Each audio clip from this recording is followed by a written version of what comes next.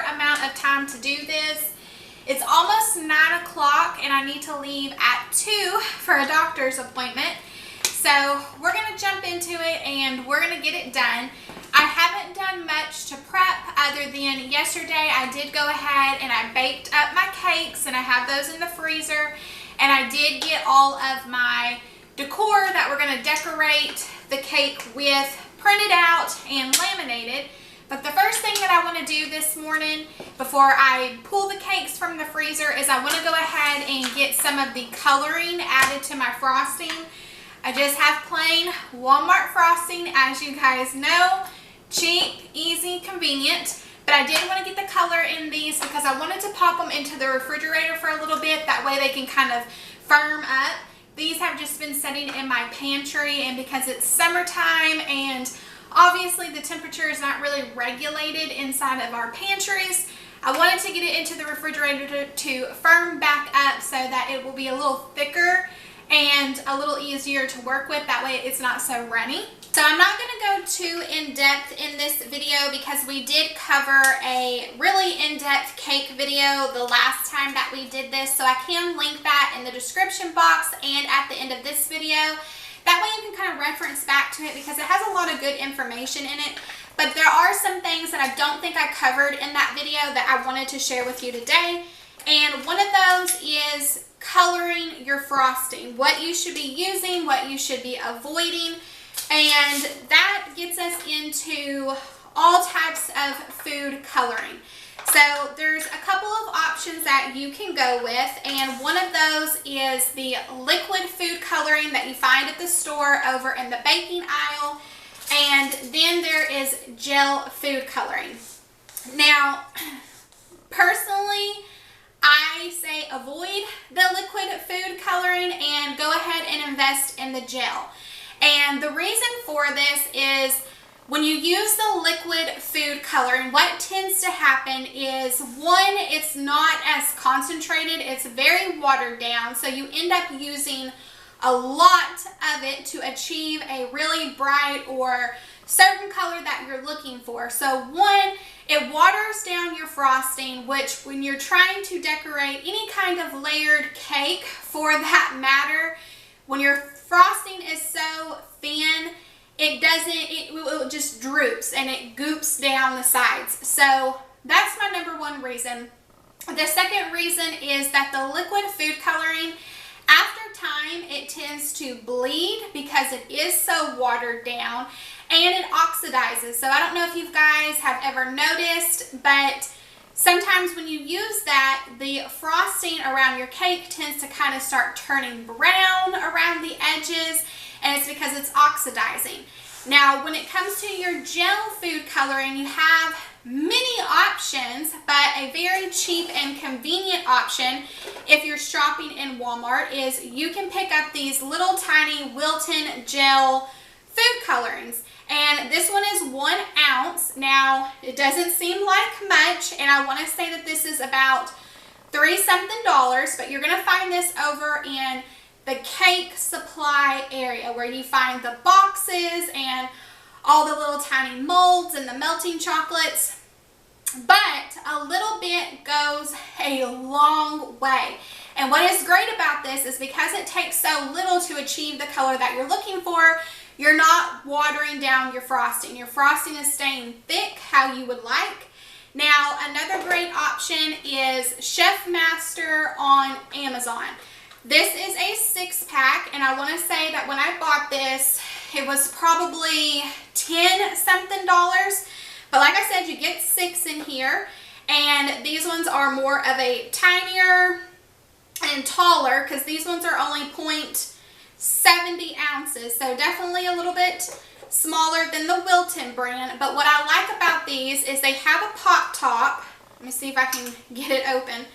They have a pop top and it has a little opening, so all you have to do is just squirt it in like eye drops or something, where the Wilton brand, it is just a very opened container like this. So you do have to take a toothpick or a butter knife and get down in there to get the gel and mix it. And this is a little messy. But The great thing about the Wilton brand is, like I said, if you are in a rush or you're just looking to get your hands on something quick, you can run into the store and you can find these on the shelf. This entire thing is filled with these Wilton colors. I think I have every single one that they possibly have to offer. But if you are interested, I can find these on Amazon and link these. I'm sure there's many options that you can pick from. This one is the neon colored set, but like I said, I'm sure there are other options. So what we have decided is we're going to need 2 containers of frosting to get the color around our cake. We're doing 4 layers as always, and we're going to do those in neon pink. And then we're going to do a border around the top and around the bottom of our cake. So I'm going to split this container of frosting in half. And I think we're going to go with a neon orange and I have purple in here too. So I'm not for sure what I should do. I'm probably going to do maybe orange and purple. I thought about doing blue. Oh my goodness. I hate that I'm so indecisive about what to do. Let's see. Probably gonna do purple.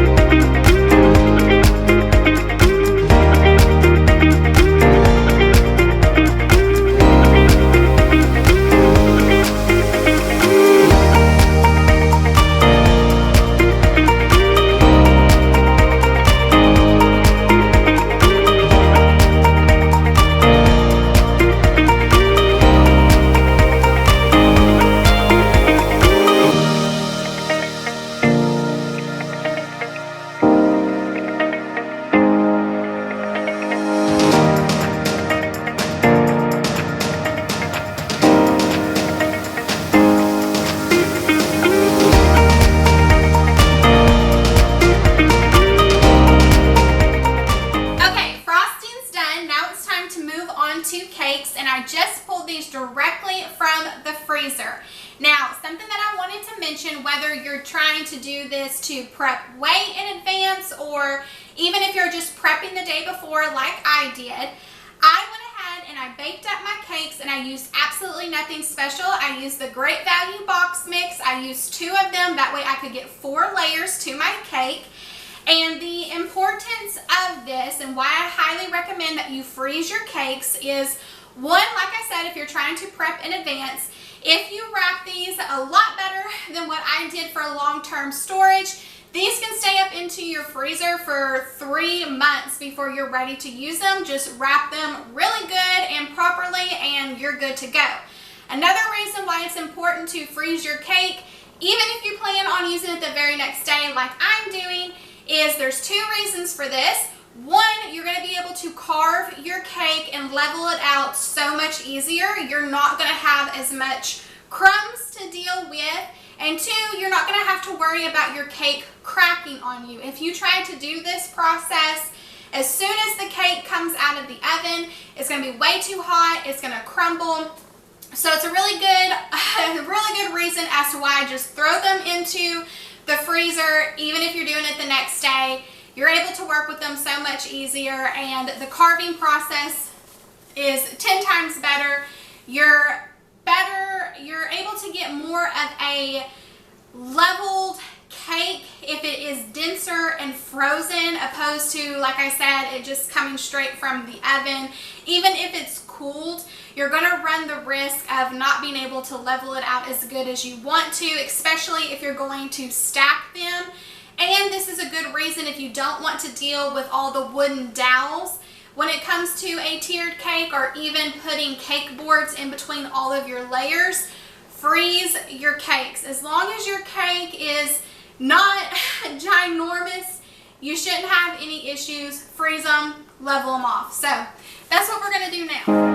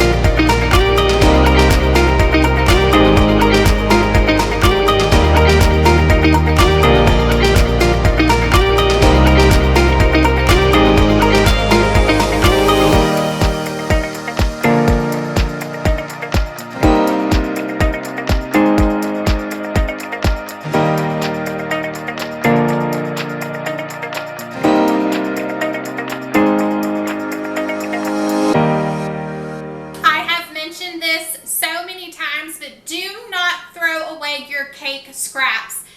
Collect them up. They're already a hodgepodge, so that's perfectly fine. I store mine in a Ziploc bag in my freezer, and once I accumulate enough, I turn mine into cake pops because you're gonna mush it up anyway, so it doesn't really even matter what it looks like. So do not throw away your cake scraps.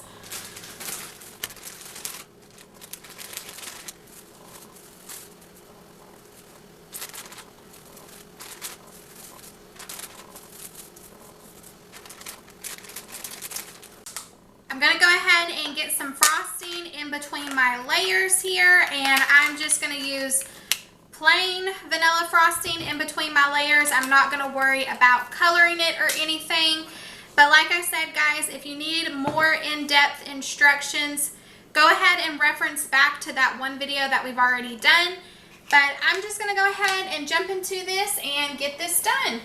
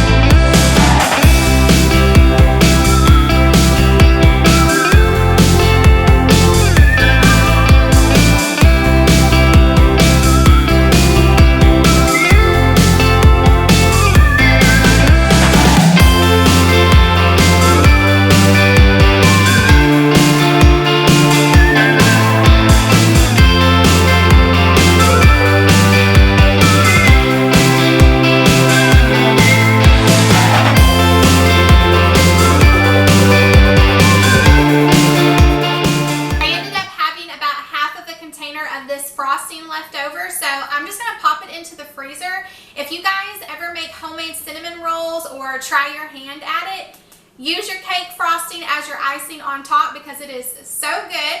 So in the freezer it goes, and put making cinnamon rolls on the to-do list.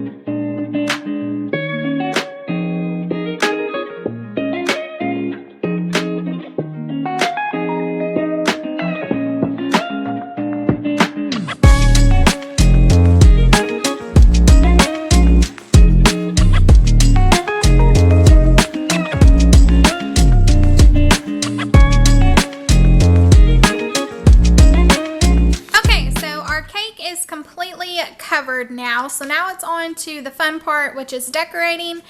I went ahead and I just printed out a lot of little art doodles on this bright colored paper that we have. This is my cake topper that's going to go on the top, and I went ahead and I put the holes in. That way my pick will go down into one and my number 8 candle will go in the other. I have this as my topper for the cake. I just glued a bunch of random things together. And then over here, like I said, I just printed out any kind of little cute images that I could find onto all that colored paper. I wasn't really for sure what theme went well with a glow in the dark neon party, so I thought all these little cute images and all of this bright colored paper would work pretty well. So I'm going to go ahead and get the cake topper on the top, and then we're going to do the icing border, and then we're going to use all of our little images to hide any little imperfections on our cake, because that is the magic of cake decorating.